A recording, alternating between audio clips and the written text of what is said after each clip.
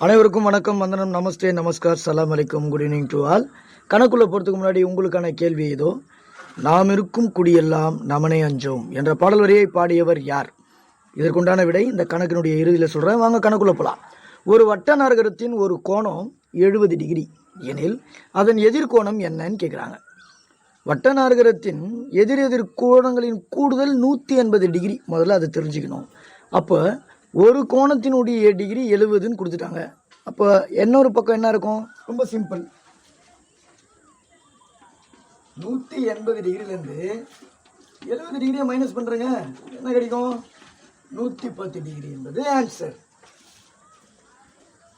நாம் இருக்கும் குடியெல்லாம் நமனே அஞ்சோம் என்ற பாடல் வரியை பாடியவர் அப்பர் என்று அழைக்கப்படும் திருநாவுக்கரசர். நன்றி, வணக்கம்.